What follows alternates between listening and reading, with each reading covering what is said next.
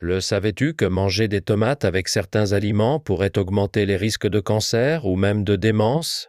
Les tomates, qu'on considère souvent comme un aliment sain et bénéfique, peuvent en réalité devenir un faux ami, selon les associations qu'on en fait dans notre assiette. Alors, autant bien les accompagner pour en tirer tous les bénéfices. Si tu les combines avec les mauvais aliments, aïe aïe aïe, cela peut faire plus de mal que de bien à ton corps. Alors aujourd'hui, on va voir ensemble 3 aliments à éviter absolument avec les tomates et 3 autres qui sont au contraire de super alliés pour ta santé, histoire d'aider ton corps à se défendre contre le cancer et la démence.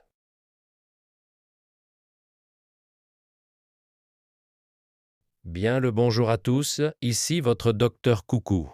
Est-ce qu'il y en a encore parmi vous qui ne sont pas abonnés? Allez hop, cliquez sur s'abonner et laissez-moi un petit like tout de suite, maintenant, et surtout partagez cette vidéo avec vos proches, vos amis, votre famille pour leur faire découvrir Docteur Coucou. Je vous le promets, je continuerai à vous apporter les meilleures infos santé, toujours simples, claires et utiles.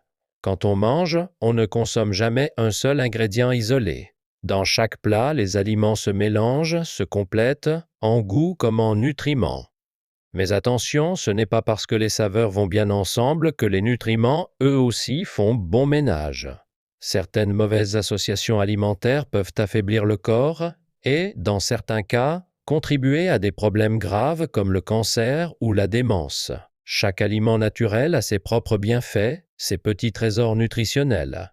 Apprendre à bien les connaître et les intégrer intelligemment dans ton alimentation, c'est la meilleure habitude que tu puisses prendre pour ta santé. Ton docteur Coucou est toujours là pour t'aider à construire une vie plus saine et plus joyeuse. Aujourd'hui, notre star du jour, c'est la tomate. Classée dans le top 10 des super aliments par le magazine Time, elle mérite bien son surnom d'aliment miracle. La tomate regorge de nutriments essentiels comme la vitamine C, le potassium et les fibres. Mais elle est surtout célèbre pour sa richesse en lycopène, un antioxydant puissant.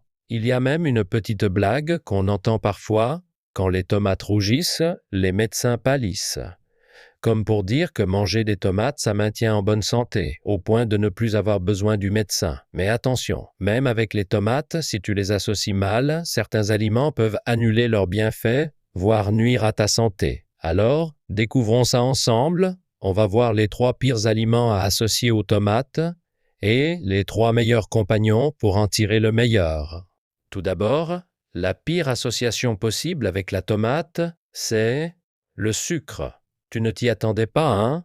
Pendant les journées bien chaudes, il n'est pas rare de voir des gens saupoudrer généreusement du sucre sur des tomates, ajouter quelques glaçons et les déguster comme un dessert sucré ou même les faire mariner dans du sucre. Mais laisse-moi te dire une chose, tomate et sucre, c'est un duo catastrophique.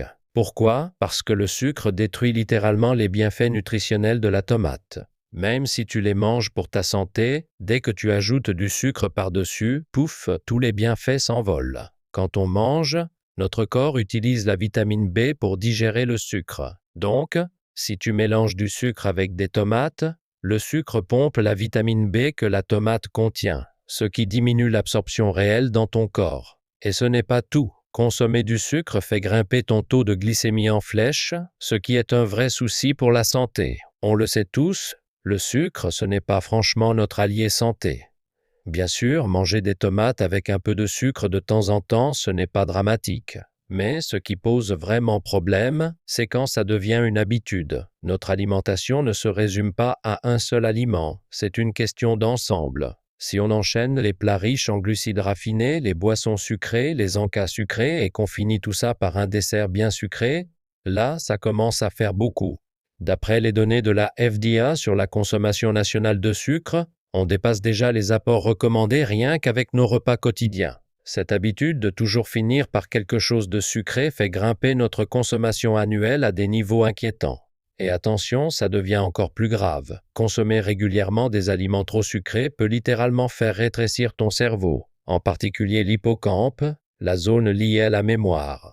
Et quand ton hippocampe rétrécit, ta capacité à raisonner, à planifier, à juger ou à te souvenir diminue aussi, ce qui augmente sérieusement le risque de démence. Et ce n'est pas tout. Le sucre en excès augmente aussi le risque de diabète de type 2 et de cancer. Pour ta santé, il est donc urgent de commencer à réduire ta consommation de sucre dès aujourd'hui. Alors, comment bien savourer la tomate? C'est ce qu'on va découvrir tout de suite. Alors, ce que je te recommande en premier pour accompagner la tomate, ce n'est pas le sucre, mais bien le sel. Oui, ça peut sembler un peu bizarre, non? Tu te dis peut-être, le sucre et le sel, les deux sont mauvais pour la santé, il faut les limiter. Bien sûr, en grande quantité, ce n'est bon ni pour le corps ni pour le cœur, mais une petite pincée de sel avec la tomate, c'est en réalité très bénéfique. Surtout que la tomate est extrêmement riche en vitamine C, un nutriment essentiel à la production de collagène et à la lutte contre le cancer. Elle protège ta santé tout en maintenant une peau saine et jeune. Mais voilà le hic. La vitamine C contenue dans la tomate s'oxyde très facilement au contact de l'air. Saupoudrer un peu de sel sur la surface coupée de la tomate permet de créer une fine barrière qui limite cette oxydation. Tu t'inquiètes encore pour le sel et la tension artérielle? Pas de panique. La tomate est aussi très riche en potassium, un minéral qui fait baisser la tension et diminue les risques de maladies cardiovasculaires. En ajoutant une pincée de sel, on équilibre l'apport entre sodium et potassium, ce qui a un effet positif sur le métabolisme cellulaire et la production d'énergie. Et en plus, le potassium agit comme un diurétique naturel. Il favorise l'élimination du sel par l'urine, ce qui limite ses effets sur la tension artérielle et réduit les risques d'effets indésirables. Alors tu peux savourer tout ça l'esprit léger et sans t'inquiéter. Ensuite, l'association à éviter absolument avec la tomate, c'est les épinards. Tu te dis peut-être que manger des aliments riches en vitamine C, comme la tomate, avec des légumes pleins de fer comme les épinards, c'est plutôt bon pour l'anémie ou le diabète. Et tu as raison. Mais attention, pour ceux qui ont les reins fragiles, cette combinaison peut faire des dégâts. Le problème, c'est ce qu'on appelle les oxalates.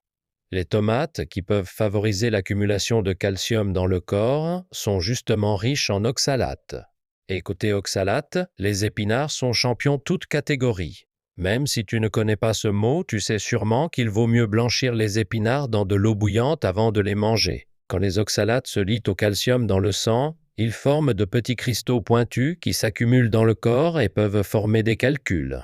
Résultat, douleurs musculaires, perte de force, voire calculs rénaux ou même risque de cancer. Heureusement, le fait de blanchir ou bouillir les épinards et les tomates permet d'éliminer une bonne partie de ces oxalates. Donc, si tu as les reins un peu sensibles, pense à bien les cuire. Mais attention, ce n'est pas tout. Il y a une autre raison encore plus importante d'éviter ce duo. Le fer contenu dans les épinards peut perturber l'absorption du lycopène présent dans la tomate. Et si la tomate est considérée comme un super aliment, c'est justement grâce à sa richesse en lycopène. Le lycopène est un composé incroyable, un antioxydant puissant qui réduit le stress oxydatif et l'inflammation dans l'organisme, tout en aidant à prévenir le cancer. Des études ont prouvé que le lycopène est très efficace pour réduire les risques de plusieurs types de cancers, comme ceux du poumon, de la prostate, du sein ou encore du côlon. Il est aussi excellent pour la santé vasculaire puisqu'il protège contre l'athérosclérose et les maladies cardiovasculaires. Mais voilà, selon une étude menée par une équipe médicale américaine, consommer des tomates avec des épinards peut réduire de moitié l'absorption de ce précieux lycopène. Alors, à partir de maintenant, mieux vaut éviter de mélanger tomates et épinards dans la même assiette. Alors, la prochaine meilleure association avec la tomate, c'est les protéines. En réalité, la tomate se marie à merveille avec toutes sortes de protéines. Les œufs, la viande ou même le tofu. Bien qu'elle soit bourrée de vitamines, de bêta-carotène, de lycopène et de minéraux, il lui manque une chose essentielle, les protéines.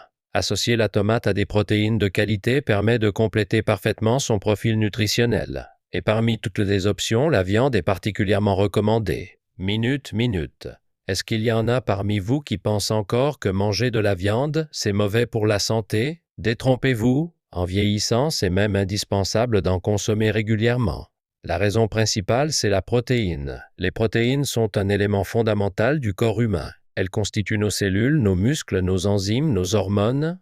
En manquer peut entraîner des soucis comme le recul des gencives, la perte de cheveux ou encore une baisse de la production de cellules immunitaires et d'anticorps pour lutter contre les maladies. Bien sûr, les légumineuses et le tofu sont aussi de très bonnes sources de protéines, mais les protéines végétales manquent souvent d'acides aminés essentiels ou n'en contiennent qu'en petite quantité. Les protéines animales, comme la viande, sont bien mieux absorbées par notre organisme, surtout avec l'âge, quand la digestion devient un peu plus capricieuse. Et ce n'est pas tout. Les protéines ne servent pas uniquement à nourrir les muscles du corps, elles sont aussi cruciales pour les muscles de l'esprit.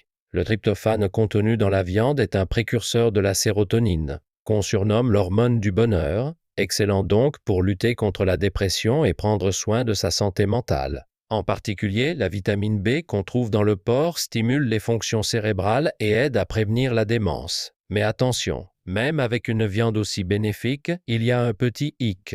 Les fluides de notre corps sont basiques alors que la viande est un aliment acide. Et c'est là que notre star, la tomate, entre en scène. La tomate, qui est un aliment basique par excellence, neutralise l'acidité de la viande, facilite la digestion des protéines et réduit la charge sur l'estomac. Un combo parfait. En plus, sa richesse en fibres aide à réguler le transit intestinal, à prévenir la constipation et à garder un système digestif en pleine forme. Le troisième pire aliment à base de tomates pour ta santé, c'est le ketchup. Le ketchup, c'est sans doute la sauce la plus connue, souvent servie avec des frites ou des produits transformés, et même si ces aliments sont déjà problématiques en soi, le ketchup vient en rajouter une couche. Une seule cuillère à soupe de ketchup contient environ 4 grammes de sucre, soit plus que ce qu'on trouve dans de nombreuses friandises au chocolat. Mais ce n'est pas tout. Si on regarde de plus près la composition nutritionnelle du ketchup, on y trouve du sirop de maïs à haute teneur en fructose, du sel, des colorants synthétiques, des épices et une bonne dose d'édulcorants et d'additifs alimentaires. Certains pensent que le ketchup, puisqu'il contient de la tomate, est plus sain que les autres sauces. Mais en réalité, les tomates présentes dans le ketchup ont déjà perdu la majorité de leurs nutriments à cause du procédé de transformation et des nombreux additifs. Et enfin, la meilleure association de toutes avec la tomate, c'est l'huile d'olive. Voilà une astuce intéressante. Les tomates sont en réalité encore plus bénéfiques pour la santé quand elles sont cuites que qu'elles sont mangées crues. Pourquoi?